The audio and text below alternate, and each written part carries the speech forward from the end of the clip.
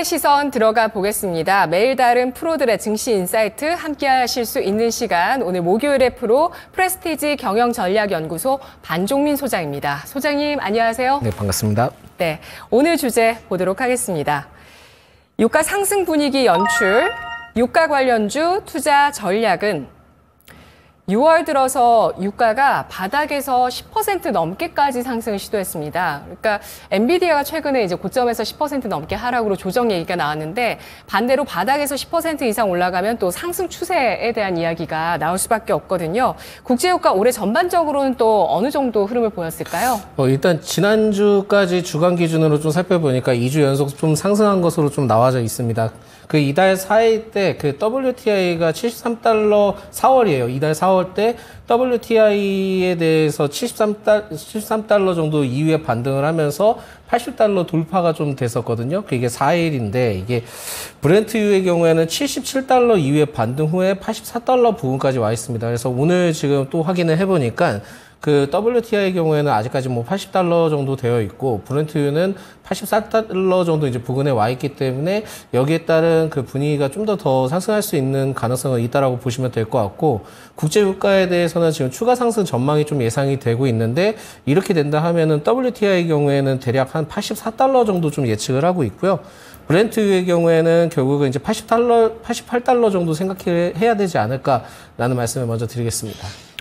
네, 추가 상승 가능성을 보셨습니다. 유가 같은 경우는 이렇게 움직임 자체는 사실 완전한 상승 추세다라고 보기는 좀 어렵잖아요. 최근 들어서 박스권을 이어나가는 모습을 보여줍니다. 뭐 지난해 붙어서 해서 지금까지도 보시면은 박스권. 근데 지난해 한 차례 9월에 거의 이제 장중에 95달러 선까지 진입하는 모습을 보였기 때문에 이때 좀 100달러 얘기가 나왔었고요. 이후에는 또 다시 한번 80달러 선 부근으로 등락을 거듭하는 모습을 보여주고 있는데요. 최근 국제유가 좀 상승 조짐이 보이고 있다는데 그 이유가 뭘까요?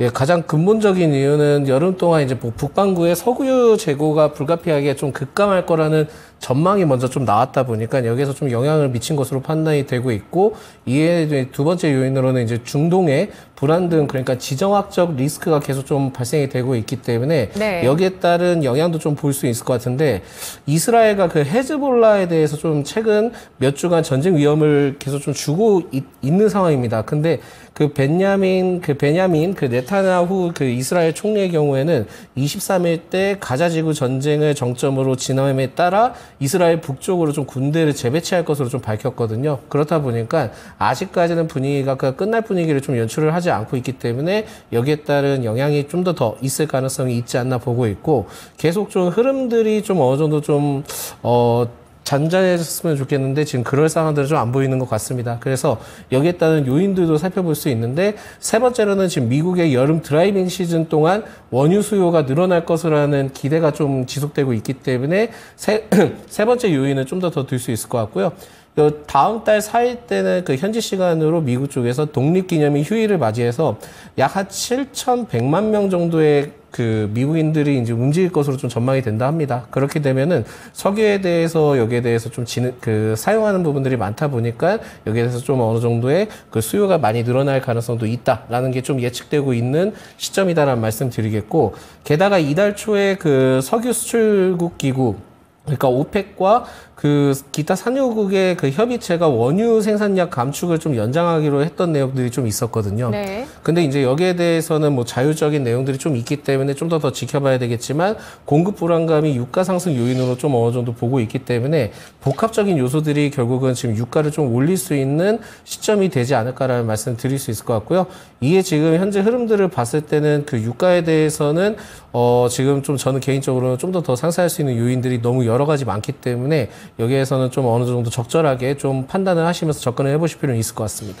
네, 유가의 전망에 있어서 공급과 수요를 볼 수가 있는데, 공급 쪽에서 오펙 쪽에서도 이렇게 감축하는 움직임이 계속되고 있고, 뿐만 아니라 이제 중동의 리스크 이런 부분들도 공급 사이드에 부담 요인이 될 수 있겠습니다. 그리고 불확실성이죠. 그리고 또 수요 쪽에서는 여름 드라이빙 시즌 진입이라는 점, 이런 부분들이 국제유가를 끌어올릴 수 있겠다라고 보셨는데요. 유가 관련주 앞으로 부각받을 수 있을지 확인해 보도록 하겠습니다. 어제 LCC가 좀 안 좋았거든요. 아마 그 유가 때문에 좀 그런 것 같기는 한데 네. 저는 개인적으로 LCC의 경우에는 지금은 그 유가가 만약에 재차 상승을 하게 된다 한다면 좀 타격이 있을 것으로 좀 판단이 되는데요. 일단 그 항공주의 경우에는 나중에 또 유가 떨어진다라는 얘기가 나오면은 그때 접근을 해도 늦지는 않을 것 같고 LCC도 이 분위기는 마찬가지라고 좀 생각이 들고 있기 때문에 유가가 좀 반대되는 개념으로 좀 생각을 하시고 보시는 게 좋지 않을까라는 말씀을 드릴 수 있을 것 같습니다.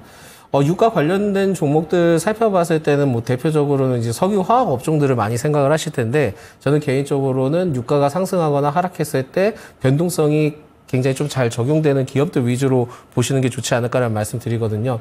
그래서 이제 유가 관련된 종목들을 결국은 이제 테마적으로 살펴봤을 때 흥구석유와 한국석유 그리고 중앙에너비스 등이 해당 그 변동성이 좀 매우 큽니다. 그래서 이 기업의 경우에는 결국은 이제 트레이딩 관점으로 계속 좀 접근을 해보실 필요가 있을 것 같고 결국 이제 유가가 만약에 급등을 하게 된다 하면은 결국 이 기업들의 경우에는 먼저 그 주가에 많이 반영될 가능성이 높다라고 보시면 될 것 같고요. 긍정적으로 반영될 모멘텀들이 지금 좀 어느 정도 많기 때문에 주가에 대해서입니다. 많기 때문에 여기에 대해서는 이 기업들은 계속 좀 체크를 해보실 필요가 있을 것 같고 대한골의 프로젝트 분위기도 좀 일부 반영될 가능성이 높다 보니까 대체적으로 좀 모멘텀은 좀 상당한 것 같습니다. 그래서 이 점을 좀 체크를 하시고 이 관련된 세 기업들은 좀 살펴보실 필요가 있는데 결국은 이 기업의 경우에 좀 특징적인 게 뭐냐면 가장 먼저 빠르게 반영받는 것은 흥구석유가 먼저 빠르게 반영받고요. 그걸 또 때를 놓치게 되면은 한국석유와 중앙에너비스 순으로 좀 타다 보니까 이러한 사이클들을 좀 이해를 하시면 좋지 않을까라는 말씀을 드리겠습니다. 석유화학 업종에 대해서 그러면 기대를 해볼 수 있지 않냐라고 좀 많이 말씀들을 하시는데 이게 개별 이슈에 따라 좀 분위기가 많이 달라질 수는 있습니다. 특히 긍정적으로 좀 보기 어려운 내용들이 좀 있거든요. 뭐 중국 쪽에서 뭐 정제 마진이나 이런 부분들 얘기가 나오고 있긴 하지만 이 외에 지금 또 부정적인 내용들이 있는 게 뭐냐면 사우디아라비아 쪽에 이제 국영 석유 회사 아람코가 있는데 여기에 내년 가동률 목표로 서부 그 메디나주에 짓고 있는 세계 최대 정유화학 시설이 석유화학 시설이 있다라고 해요. 근데 이 공장에 대해서도 글로벌 석유화학 시장을 뒤흔들 게임 체인저로 좀 언급이 되고 있다 합니다. 그래서 여기에 대해서 내용을 살펴보니까 원유에서 나프타를 추출한 뒤에 이거를 좀 석유화학쌀이라고 분류하는 또 에틸렌이 있거든요. 이 에틸렌의 기초 유분들을 생산하는 기존 공정과 달리 원유에서 곧바로 기초 유분을 제조하는 방식이라고 합니다. 그렇게 되면은 여기에 대해서 지금 뭐 사우디 쪽에서 굉장히 좀 비용이 절감되고 거기에서 이제 뭐 판매를 할 때 좀 어느 정도 고수익을 올릴 수 있는 구조라고 하더라고요. 근데 이제 이게 석유를 뽑아낸 다음에 바로 그 자리에서 제품을 만들어내기 때문에 결국은 이제 운송료와 관세가 없다라고 이제 언급이 나오고 있다 보니까 이렇게 되면은 결국 생산 단가에 국내 기준으로 따졌을 때 3분의 1 정도밖에 불과하다라는 전망을 두고 있기 때문에 석유화학주의 경우에는 좀 개인적으로는 좀 어려운 상황이 되지 않을까라는 말씀 드릴 수 있을 것 같고 기존에는 이제 석유만 팔던 이제 중동 국가에 대해서도 석유화학 분야에 뛰어들면서 중국의 저가 공세에 따른 부분들도 같이 좀 분위기가 연출이 되고 있다 보니까 석유화학 업계의 경우에는 지금은 약간은 분위기가 다소 어렵지 않을까라는 말씀을 드리겠습니다.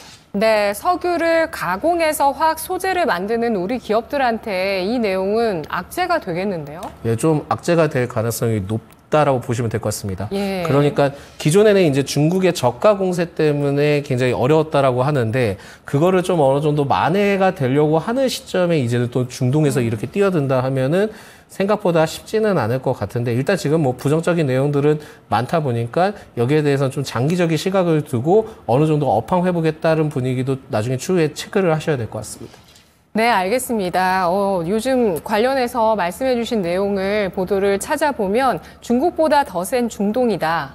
라고 해서 석유화학 제품의 이런 공습으로 인해서 석유화학업계에 또 공급 과잉 현상이 일어날 수 있는 가능성도 전망이 되고 있는 상황인데요. 유가 같은 경우는 한 차례 또 급등 가능성이 있다고 보셨기 때문에 그만큼 모멘텀이 좀 남아있다고 생각을 하시는 것 같아요. 유가 관련주 투자 전략 어떻게 세울까요? 저는 그냥 개인적으로 유가 관련된 종목들의 경우에는 석유화학을 좀 배제를 해두고 아까 말씀드렸던 흥구석유, 한국석유, 중앙에너비스 위주로 좀 살펴보실 필요가 있다라는 말씀을 먼저 드리는데 결국은 여기에서 이 관련된 기업들을 좀 체크를 하실 때 뭐냐면은 국제 유가 동향을 계속 좀 꾸준히 체크를 하셔야 될 것 같습니다. 그러다 보니까 언론에서 이제 노출되는 정보들에 대해서 좀 민감하게 반응할 수 있고 심지어는 수치적으로 그 유가에 대한 상승분에 따라 굉장히 좀 변동성이 심하기 때문에 이 점을 좀 체크를 하셔야 될 것 같고요. 특히 이제 이러한 유가 관련된 종목들의 경우에는 좀 투자 전략을 취하실 때 적정 밴드 구간을 좀 정하시고 트레이딩 관점으로 좀 접근을 해보실 필요가 있을 것 같거든요. 그래서 저는 개인적으로 이렇게 생각을 하고 있습니다. 그러니까 흥구석유를 좀 대표적인 기업으로 살펴보는데 WTI 기준으로 전 개인적인 생각인데 네. WTI 기준으로 73달러 아래로 내려오게 되면은 매수 관점으로 좀 볼 수 있을 것 같고요. 84달러 이상으로 오면은 그때 좀 매도 관점으로 좀 생각을 할 수 있기 때문에 네. 이 구간만 잘 좀 고려를 해서 투자를 하시게 된다 하면은 흥국석유나 한국석유, 중앙에너비스들의 경우에는 트레이딩 관점으로 굉장히 좀 매력도가 상당히 높다라고 보시면 될 것 같고 뭐 계속 좀 올해 좀 얘기가 나왔던 내용들이나 작년에 뭐 유가 100달러를 뭐 한 해 뭐 이렇게 얘기가 나오는데 100달러까지 가게 되면 좀 사태가 심각합니다. 그렇다 보니까 100달러를 돌파하기에는 쉽지는 않을 수 있다라는 말씀을 드리겠고요. 90달러 이상 정도 되면은 그때는 이제는 좀 어느 정도 매도 시점을 파악을 하고 접근을 해야 되지 않나. 그리고 100달러를 돌파하기에는 전체적으로 전 세계 분위기가 그렇게 쉽게 되지는 않기 때문에 이 점을 좀 유의하셨으면 좋겠습니다. 네, 유가의 추세적인 급등보다는 묶여있는 가격 내에서의 어느 순간에 또 변동성이 일어날 수 있는 그런 가능성을 내포하고 있는 시장이라는 점에 대해서 주목을 합니다. 따라서 제시해 주셨던 가격대 74달러 하단으로 보면서 관련주 그때 좀 매수를 해보자고 하셨는데 그게 주요 가격대일까요? 저는 개인적으로 지금 거의 그러한 부분들이 밑으로 좀 많이 내려오더라고요. 떨어질 때는. 그래서 그 구간을 오히려 매수 관점으로 좀 보는 게 좀 주요한 포인트가 된다는 시점으로 보고 있고, 물론 이제 욕심을 부리면 뭐 90달러까지 보고 싶기는 한데 그 90달러까지 가지 못할 가능성도 충분히 둬야 되기 때문에 결국은 어떻게 보면 수치적인 개념을 가지고 트레이딩 관점으로 73달러, 74달러 아래 그리고 84달러 이상을 네. 가지고 매도 전략은 충분할 것 같다라는 말씀드립니다. 네, 작년에 유가 같은 경우도 6월부터 해서 9월까지 상승 추세가 이어졌고 그때 100달러 얘기가 나왔었는데요. 6월부터 뭐 9월까지, 8월까지 별 움직임 없다가 지난해 한 9월 정도부터 이 석유 유통 주식이 움직이기 시작했습니다. 이후에 상승 추세 타고 있는데요. 여기에 대왕고래 프로젝트까지 가세한 상황, 주가는 좀 조정을 받으면서 위치를 잘 만들어주고 있는 게 아닌가 싶은데 탑픽은 어떤 종목 꼽아주실까요? 예, 계속 좀 말씀드리지만은 흥구석유가 저는 개인적으로 굉장히 좀 매력적이라고 보는데 예. 이 기업의 경우에 석유류 도소매 판매 업체입니다. 그러면서 가스 충전소와 직영 주유소를 좀 운영을 하고 있고 뭐 GS 칼텍스로부터 매입을 해가지고 뭐 대구 경북 지역에 판매 공급을 하고 있는데 실제 수혜를 받는 기업은 아니라고 생각을 하고 있고요.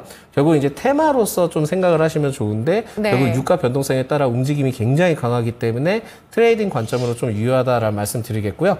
특히 이제 동사의 경우에는 13,200원대 아래때 두터운 좀 지지 구간을 형성을 하고 있습니다. 그렇다 보니까 이 구간을 가지고 좀 이용을 하실 필요는 있기는 하지만 지금 현재 시점으로 봤을 때는 그 구간까지 내려오면 좋겠는데 쉽게 내려올 것 같지는 않습니다. 그래서 지금 현재 시점으로도 좀 매수가 가능한 측면이 아닌가. 그렇지만은 만약에 좀 더 나는 유가가 조금 일부는 한 번은 좀 소폭 하락했다가 올라갈 것 같아라고 하면은 오히려 13,000원대 그러니까 한 13,500원대나 그때 또 다시 비중을 채워가도 된다라는 말씀을 드릴 수 있을 것 같고요.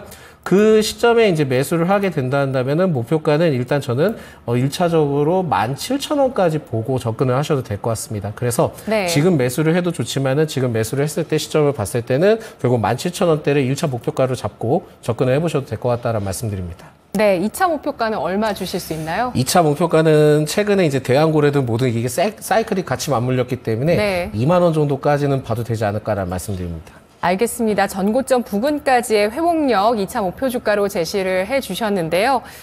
이 이스라엘과 레바논 간의 긴장, 중동의 지정학적 불확실성과 또 드라이빙 시즌에 진입하면서 유가가 등락을 거듭하는 과정에서 최대한 저점에서 종목 관련주 잘 잡아서 테마를 타보자라는 전략 세워주셨습니다. 흥구석유가 탑픽이었네요. 분석 잘 들었습니다. 고맙습니다. 프로의 시선 반종민 소장이었습니다.